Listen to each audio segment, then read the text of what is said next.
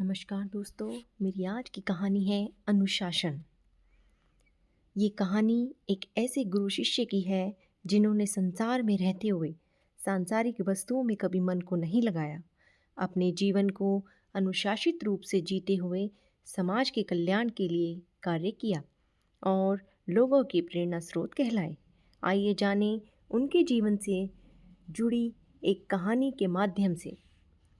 विवेकानंद जी परम सिद्ध गुरु के शिष्य थे। बहुत गरीब परिवार से थे। उनके पिता मरते समय इतना कर्ज छोड़ गए थे कि यदि विवेकानंद चाहते तो भी उसे उतार नहीं सकते थे। लेकिन विवेकानंद तो दुनिया से अलग रंग में रंग गए थे। वह अपने गुरुदेव रामकृष्ण जी के साथ ही घूमते थे। विधवा माँ कर्ज में डूबी हुई, कभी कभार वह घर जाते थे और देखते घर में उतना ही भोजन है जितना एक ही व्यक्ति ले सकता है। माँ कहती, बेटा भोजन ले लो। विवेकानंद देखते और यह सोचते, यदि मैंने यह भोजन खा लिया तो माँ निश्चित ही भूखी रहेंगी। और वह कह देते, नहीं माँ, आप खाएं, मेरा भोजन किसी के घर पर है, मैं वहीं ले लूँगा। घर से निकल जाते, भूखे पेट घूमते इधर उधर गलियों में, किसी नुक्कड़ पे लगे नल से पानी पीते। थोड़ा और घूमते साय के समय घर लौट आते। माँ से कहते, माँ भोजन कराया हूँ, आपने अभी खाया कि नहीं। माँ खाए चाहे ना खाए, लेकिन जब उसे पता चलता है कि उसका बेटा भूखा नहीं है तो माँ बिना खाए ही तृप्त हो जाती है। विवेकानंद की माँ भी तृप्त हो जाती थी। रामकृष्ण जी को जब पता चला तो वे चिंतित हुए। जब शिष्य परेशान हो, व्यथित हो, तो गुरु कभी भी प्रसन्न नहीं रह सकते। एक दिन उन्होंने कह ही दिया, विवेकानंद, तुम्हारे घर की हालत मैं जान गया हूँ। कर्ज में डूबा है तुम्हारा घर, माँ विधवा है, कमाई का कोई साधन नहीं, कर्ज उतारना भी मुश्किल है। तू देवी माँ का भक्त है, माँ से मांग लो, जो भी मांगना है वह तुम्हारी बात मान लेंगे। तुमको खाली हाथ नहीं लौटाएंगी। जाओ भीतर जाओ, माँ के सामने हाथ फैलाओ, मांग लो, अपना कर्ज उतार दो। याद रखो, मांगने से ही कुछ मिलेगा। हालांकि माँ भी जानती है, लेकिन मांगना तो पड़ेगा ही। विवेकानंद जी गुरु के आदेश से भीतर गए। देवी माँ की विशाल मूर्ति के सामने खड़े हो गए। भीतर ही माँ की कृपा से एक तूफान उठा, अदृश्य कृपा का।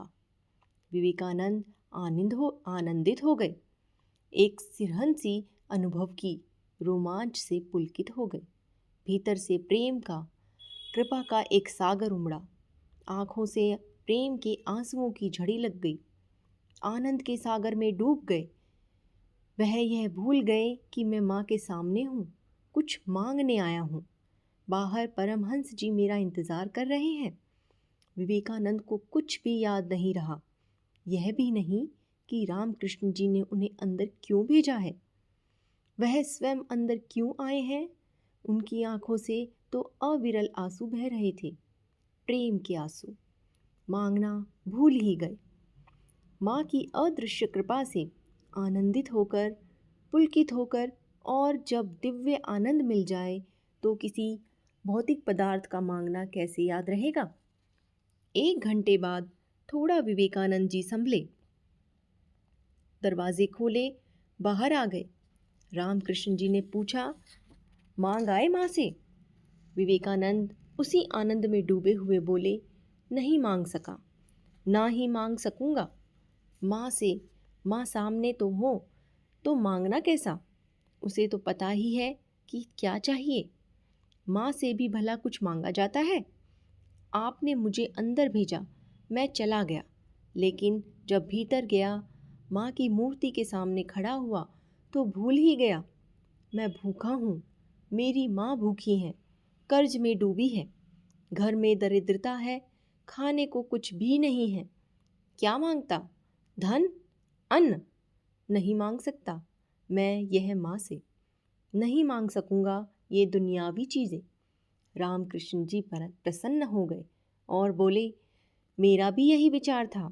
यदि तुमने मांग लिया होता तो मैं यही समझता कि तू सन्यासी नहीं संसारी है। यदि मांगरा ही होता तो सन्यासी क्यों बनता। यह मार्ग अलग है दूसरों से हटकर। यदि दूसरों का सा ही रहना है तो सन्यासी क्यों बनना। संत जन ठीक ही तो कहते हैं। संत अपने लिए मांग ही नहीं सकता।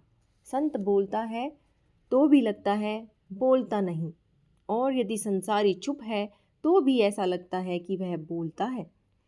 संत इच्छाओं से निरपेक्ष हो जाता है, उसकी कोई कामना नहीं रहती। यदि कामना ही रखनी है तो संत क्यों बनना। सच्चा संत कभी कुछ नहीं मांगता, फिर भी वह आनंद में होता है। वह अपने ही ढंग का गीत गाता है, इसीलिए संत अनहद में मस्त रहता है, शब्द की मस्ती में, क्योंकि शब्द की सीमा नहीं होती, अनहद होती है। संत बोलता है ऊपर से, भीतर से वह अनहद में खोया रहता है, एक गहन चुप्पी में, क्योंकि वह समझता है यह संसार धूप छांव है, एक नाटक है। हर कोई आता है, अपनी भूमिका निभाता है और फिर चला जाता है। पर्दा गिरता है, सीन खत्म हो जाता है। संत स्पष्ट रूप से देखता है, लेकिन इंसान हर उस पल खत्म हो जाता है वाले सीन को, भूमिका को स्थायी मानकर उसी के आनंद में खोया रहता है। इसे ही संसार मान लेता है, इसीलिए इंसान दुखी है। संत सुखी है इसीलिए कि वह केवल साक्षी है और साक्षी ही बना रहता है। दोस्तों, ये कहानी हमें सिखाती है कि जीवन में अनुशासन कितना आवश्यक है, चाहे वह चेतन मन को हो या सांसारिक हो। धन्यवाद दोस्तों। अगर आपको मेरी ये कहानी पसंद आई हो तो इसे लाइक और शेयर करें।